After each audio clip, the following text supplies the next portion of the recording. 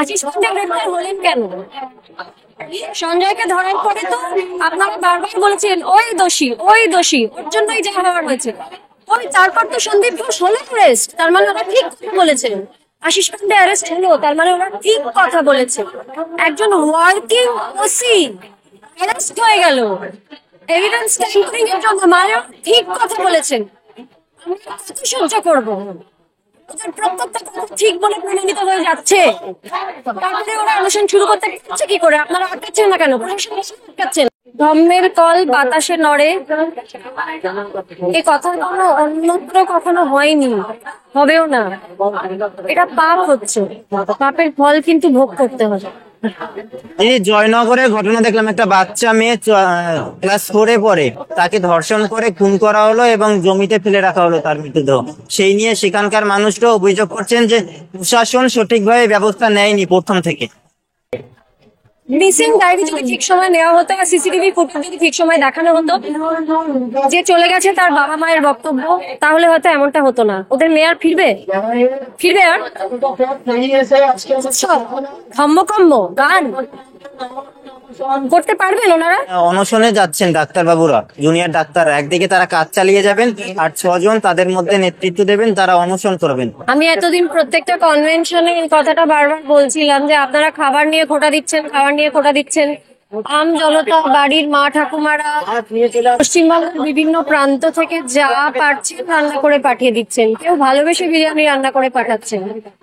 ডাক্তাররা তো বলেনি যে আমরা অনশন করছি, এটা বলতে বলতে কেউ দূর করার অনশনটাই অ্যানাউন্স করে বসবে, এটা ভাবিনি। এবারে সত্যি খুব চিন্তিত, মাথা কাজ করছে না, কি বলবো বুঝতে পারছি না। কারণ এতদিন ধরে ওদের সাথে প্রায় একাত্তা হয়ে গিয়ে লড়াইটাতে ছিলাম, আছি। কারণ আমি তো লড়ছি, আমার ইন্ডাস্ট্রিতেও একই রকম থ্রেড কালচার আছে বলে ওরা লিড করেছে, এবং তাতে আমাদের টোন আপ করেছে যে হ্যাঁ এবার থ্রেড কালচারটা বন্ধ করতে হবে।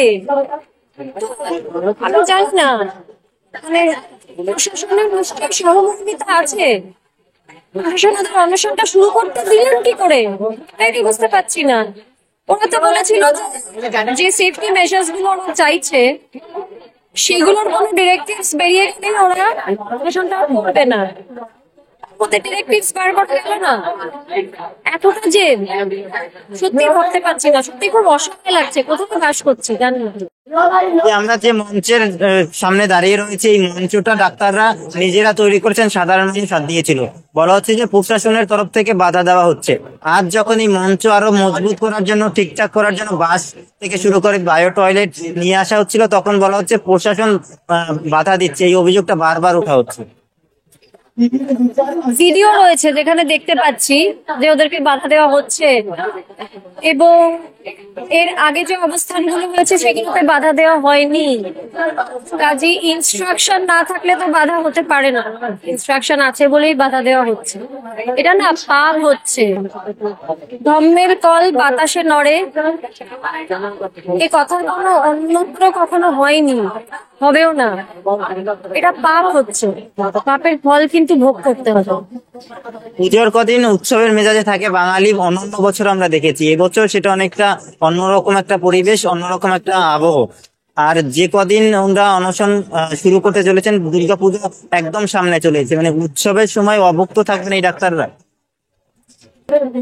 যদি প্রশাসন ওদের অনশন তুলে দেওয়ার জন্য কিছু না করে, ওরা তো বলেছে কি করলে অনশন তুলে দেবে। প্রশাসন ডেকে পাঠাবেন না ওদেরকে, যারা অনশনে শুরু করবেন আজকে বা যারা বসবেন। আমরা আম জনতা কিন্তু তাকিয়ে আছি প্রশাসনের দিকে, যে আপনারা নিশ্চয়ই ডেকে পাঠাবেন, বা আপনারা শুরু করা থেকেই আটকা দিতে পারেন তো চাইলে। কেন এই জায়গায় বসে থাকতে হলে, কেন অনশনের জায়গায় দাঁড়াতে হলে, কেন সেফটি চাইবে না? একটা ওয়ার্ড প্লেসে একটা মেয়ে এভাবে মরে যাবে, সেফটিটা বসে থাকবে না? বুঝতে পারছি না কিছুই, যে মরে যাচ্ছে, কোনো বয়সের ঠিক নেই, কোথায় বাস করছে কিচ্ছু বুঝতে পারছি না। শান্ত হয়ে যাই। আমরা তো তাকিয়ে আছি প্রশাসনের দিকে, তাকিয়ে আছে WBJDF, তাকিয়ে আছে প্রশাসনের দিকে, আমরা তাকিয়ে আছি প্রশাসনের দিকে। অন্যত্র কিছু করুন, আমরা শান্ত হয়ে যাবো, তাহলে সবাই শান্ত হয়ে যাবে। বুঝতে পারছেন না, আমরা তো প্রভাবশালী মানুষ নই, আমাদের মাথার উপর তো ছাদ নেই, আমরা সেফ ফিল করছি না। কুণাল ঘোষ এই বিষয়েও টুইট করেছেন জয়নগরের বিষয়টাই। তিনি লিখছেন যে বিজেপি সিপিএম ধর্ষণ খুনের রেকর্ড করে বসে আছে, তারা এইসব নিয়ে কথা বলছে, এসব তাদের মুখে সাজানো হচ্ছে। আমি দেখিনি ওনার এই টুইটটা, উনি এটাই লিখেছেন টুইটে, বিজেপি সিপিএম ধর্ষণ খুনের ধর্ষণের রেকর্ড করে আছে তারা। কি এই যেটা হয়েছে এটা বিজেপি বা সিপিএম এর কেউ করেছে? এটাই কি বক্তব্য? আমি তো চোখে দেখি না, আমি বুঝতে পারছি না, আমি আপনার মুখে শুনছি। তাহলে কারা করেছে? বিজেপির বা যে করুক বা সিপিএম এরই যে করে থাকুক, কারা করেছে? প্রশাসন তাদেরকে ধরুক। বিজেপি বা সিপিএম এর যারা এই কাজটা করেছে তাদেরকে টিএমসি ধরুক, ধরে শাস্তি দেবে। এটা দেখতে চাই। মমতা বন্দ্যোপাধ্যায় বলছেন যে দুর্ঘটনা এড়ানো যায় না, বাংলাকে যদি অসম্মান করা হয় তাহলে সেটা মেনে নেব না। যে আমরা দুর্ঘটনা মেনে নেব না, কারণ আমরা বিশ্বাস করি দুর্ঘটনা বন্ধ করে যায়। প্রশাসন চাইলে দুর্ঘটনা বন্ধ করা যায়।